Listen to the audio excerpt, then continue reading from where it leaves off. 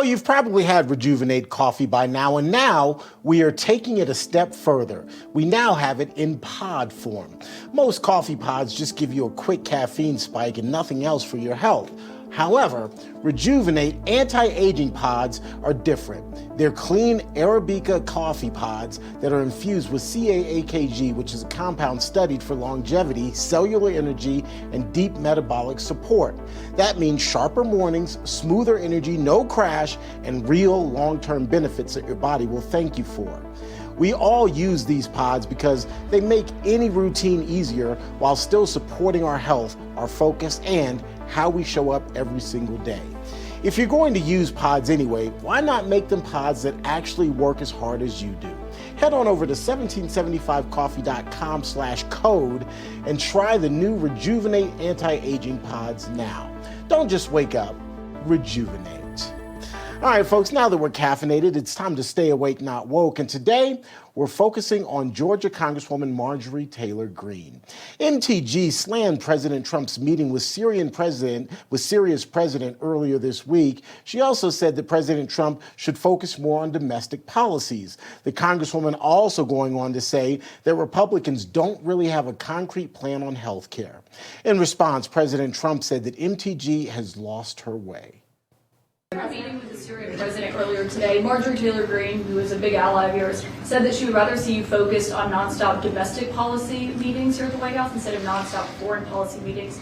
What's your response to her saying that, and also saying that grocery prices are up and not down, as you've said? Yeah, so I don't know what happened to Marjorie. She's a nice woman, but I don't know what happened. She's lost her way, I think.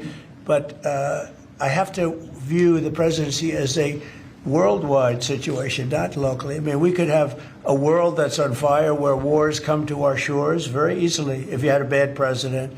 We had a horrible president, and we ended up with Russia, Ukraine, and we ended up with other disasters, too. Don't forget, I put out 8 wars, 9 to come. I think I'll get the other one taken care of, but I put out 8 wars. And look at the damage that Russia, Ukraine has done to us as a country. I mean, we spent $350 billion. We're not spending any money anymore. Now they pay us through NATO. You know, I got NATO to go from 2% to 5%. Well, that's very important. When you're president, you really sort of have to watch over the world because you're going to be dragged into it. Otherwise, you're going to be dragged into a world war. Oh, this is going to be a doozy of a conversation. Let's bring in Dr. Gina and David for some analysis. Dr. Gina, I'm going to start with you. What do you make of this? I'm not going to call it a feud. I'll simply call it a differing of opinion. How do you describe it, and what do you make of it all? Because where's your... Okay, now we got you back. You're good. You're good. I very much appreciate your analysis, Terrence, because you make the point that I wanted to make, and that is that we don't have to buy into this being some big feud. Look, MAGA is not the voice of one person, not even President Trump. MAGA is the voice of the American people. And all you have to do is look through our chat every single day to see there are people that think that MTG is absolutely reflecting the voice of MAGA, and there are people that think she's absolutely not. That's what we call civil discourse. That's what this has come down to. I am not going to take part in the circular fire that is happening right now, not on Israel, not on Marjorie Taylor Greene and President Trump, not on any of it. We have midterms coming up. We agree on more than we disagree on. Those of us who are in the rational part of conservatism, right? We have more that we agree on than we disagree on. They're going to have their feuds. They're going to use those feuds to leverage their positions. And that's going to happen. And I'm perfectly willing to listen to both of them, just like I am perfectly willing to listen to all dissent out there in the world, as long as it is nonviolent and somewhat based in reality. David Brody. Just perfectly said. Liberals take part in groupthink.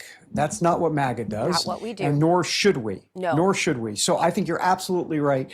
A couple of things can be true at the same time. Marjorie Taylor Greene loves America.